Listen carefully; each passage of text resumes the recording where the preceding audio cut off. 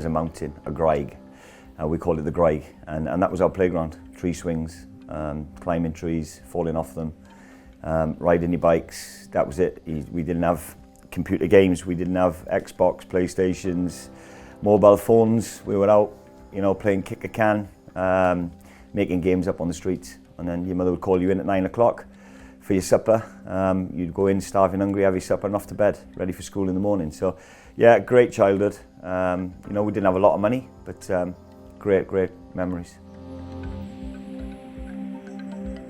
Growing up in Tylorstown, we were all affected by the last pit closure in Mardy. And that had an impact on the community because up there was no other industry other than mining, as you can imagine. So, you know, it had a massive impact on the community in Mardy, Ferndale, Tylorstown.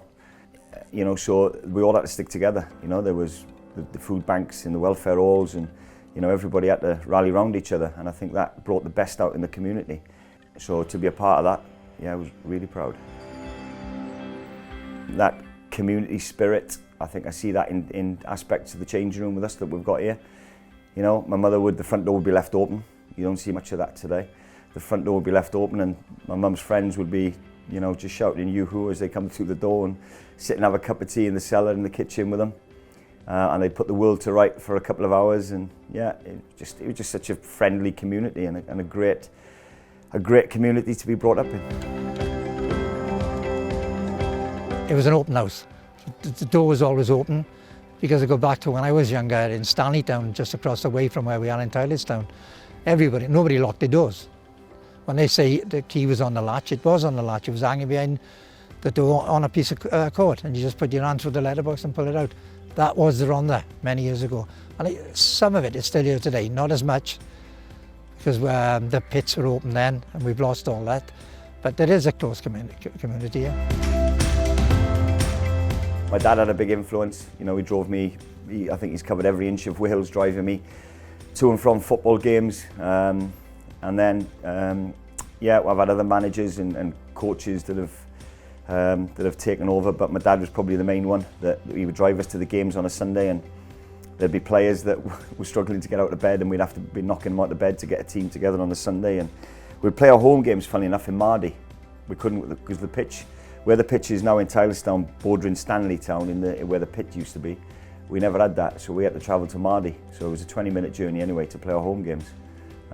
But we just done it because we absolutely love playing football. Well, I love football, so for me it wasn't a chore. You know, driving him wherever I had to go, whether it was North Wales, Mid Wales, or anywhere, I'd love taking him. I'd make sure I had time off work, and I'd take him because that was my enjoyment. And to see him achieve what he did was, for me, was the best thing could happen, because I've always liked football, never been any good at it. But seeing him achieve what he's done, and seeing what people have said about him along the way, and for me that wasn't a chore. I love doing it. No, I said to him the other week, I said, you know, you're very modest. He said, well, that's me.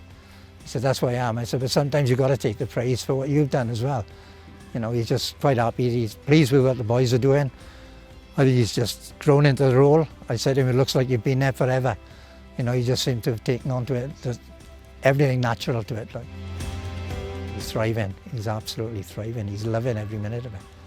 I spoke to him yesterday, and I said to him, you're enjoying it? He said, I'm loving it. I'm absolutely loving it.